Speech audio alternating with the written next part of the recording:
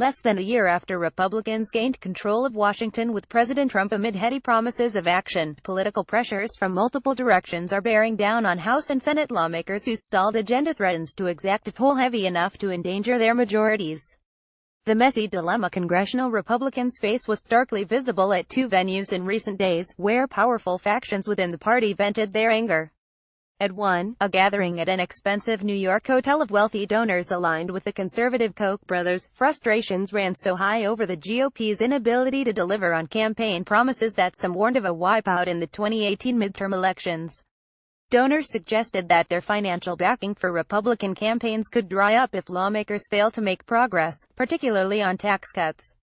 At a conservative religious summit in Washington, meantime, a similar displeasure was spilling from Stephen K. Bannon as the former White House advisor declared war on GOP incumbents who fail to adequately back the president. All year, the Republican majority in Congress has shown an inability to turn its campaign slogans into laws. Efforts to repeal and replace Obamacare collapsed amid party infighting. Republicans are struggling to draft a promised tax overhaul.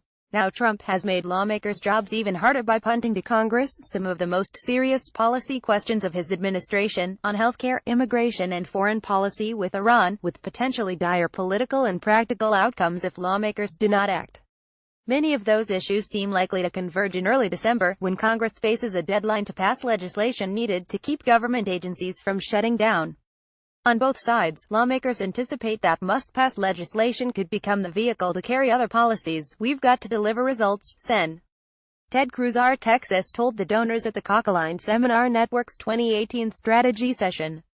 If we get our act together, pass a big tax cut, honor our promise to repeal and replace Obamacare, the economy gets moving, we could have a phenomenal election in 2018, he said. If not, we could face a bloodbath. I think that we have a potential of seeing a Watergate-level blowout, Cruz said, referring to the 1974 election, 3 months after President Richard M. Nixon's resignation, in which Democrats ended up with a two-thirds majority in the House and 61 votes in the Senate. Cruz, a one-time outlier in the party, seems to be one of the few Republicans able to straddle both the Koch and Bannon camps.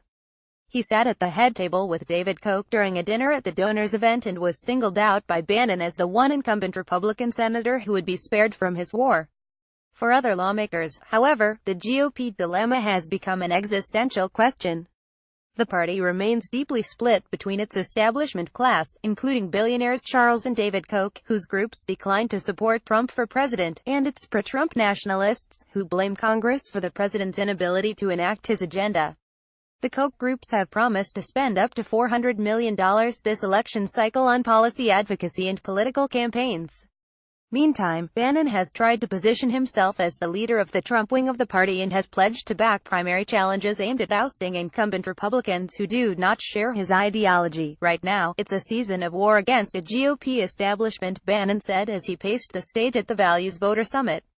In the past 2 weeks, Trump has moved notably to the right, eliminating subsidies under the Affordable Care Act and demanding a long list of immigration policies designed to cut both legal and illegal entries in exchange for legislation protecting from deportation the young immigrants known as Dreamers. Bannon credits that shift to the power of the populist, nationalist base, citing the Alabama Senate primary victory last month of fiery evangelical Roy Moore over GOP Sen.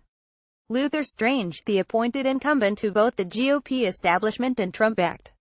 Every day is like Christmas Day now, Bannon said. This is the Trump program. This is what we always wanted. Those moves have brought protests from Republican establishment figures. I'm very disappointed in the direction of the Republican Party, Ohio Gov. John Kasich said Sunday on NBC's Meet the Press, the Republican Party can't go out and start grabbing people out of their homes who have been really good people living in this country and shipping them out of this country willingly. Or taking away health care for millions of people.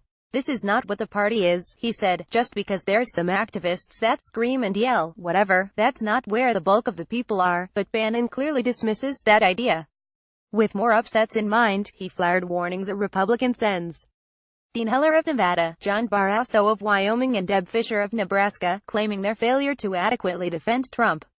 A Bannon-line PAC which supported Moore is set to announce its next round of favored challengers this week. They're coming for you, Bannon warned. Longtime GOP donor Art Pope downplayed the intra-party fighting, noting that, like Bannon, he too has supported outlier candidates, including Thentia Party favorite Sen. Marco Rubio of Florida, who have gone on to become influential senators. This is not new, having Republican primaries, he told reporters at the Koch event. That's little comfort for existing incumbents, however. And the threat of primaries could imperil the party further if lawmakers facing re-election rush rightward toward policies that are unable to pass Congress or win widespread voter approval. The top priority for congressional Republican leaders is a tax cut bill on which Congress has struggled to turn Trump's vague framework into actual legislation. That task has gotten harder now that Trump has loaded the schedule with additional issues.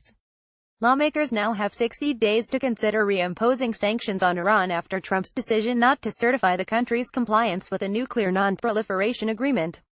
They also must act, possibly by year-end, on legislation to protect Dreamers or risk seeing more than 700,000 young immigrants lose their jobs and face deportation.